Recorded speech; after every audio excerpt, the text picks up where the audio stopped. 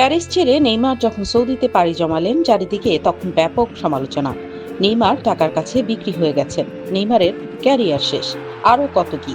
যারা এই সমালোচনা করেছিলেন তারা ফুটবল বোদ্ধা ছিলেন না, শুধু ফুটবলকে ভালোবাসতেন, নেইমারকে ভালোবাসতেন, জানতেন ফুটবলের জন্য একজন নেইমারের কতটা দরকার।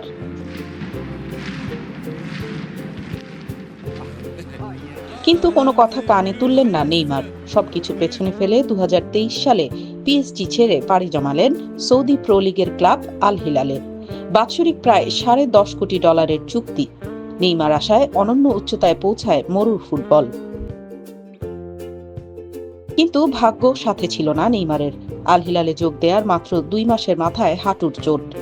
ব্রাজিলের হয়ে বিশ্বকাপ বাছাই পর্বে ম্যাচ খেলতে গিয়ে পাওয়া সেই চোটে 1 বছর মাঠের বাইরে সুপারস্টার নেইমার। সৌদি আরবে যাওয়ার পর ইনজুরি এবং আরও কিছু কারণে মাত্র 7টি ম্যাচ খেলতে পেরেছেন নেইমার। ইনজুরি সেরে নেইমার কবে মাঠে ফিরতে পারবেন সেটাও অনিশ্চিত প্রায়। নেইমারের জন্য আল হিলাল আর কতদিনই বা অপেক্ষা করবে। শেষ পর্যন্ত পারস্পরিক সমঝোতায় নেইমারের সাথে চুক্তির ইতি টানল আল হিলাল।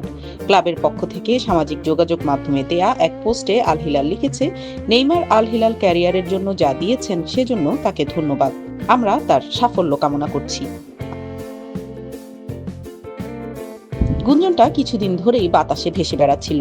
আল হিলালের এই ঘোষণার মধ্যে দিয়ে যা সত্যি হলো, সৌদির পাট চুকালেন নেইমার। প্রশ্ন উঠেছে, নেইমারের ক্যারিয়ার কি তবে শেষ, নাকি অন্য কোনো ক্লাবে যাচ্ছেন নেইমার? শোনা যাচ্ছিল আল হিলাল ছেড়ে যুক্তরাষ্ট্রের মেজর লিগ সকারের কোনো ক্লাবে যোগ দিতে পারেন ব্রাজিলিয়ান সুপারস্টার। আলোচনায় ছিল বন্ধু লিওনেল মেসির ক্লাব ইন্টার মায়ামি। বার্সার নামও ভেসে বেড়াচ্ছিল। কিন্তু আল হিলালের ঘোষণার পরপরই নিশ্চিত হয়ে গেল নেইমারের পরবর্তী গন্তব্য। নেইমার ফিরে যাচ্ছেন তার প্রথম ক্লাব সান্তোসে। এমনটাই নিশ্চিত করেছে ব্রাজিলের ক্লাব সান্তোস। নেইমার আল হিলালে খেলুক কিংবা সান্তোসে, বিশ্বের অগন্তি ফুটবল ভক্ত এখন তার মাঠে ফেরার অপেক্ষায়। কারণ মেসি নেইমারের মতো মহাতারকারা ফুরিয়ে গেলে ফুটবলই যেন প্রাণ হারায়।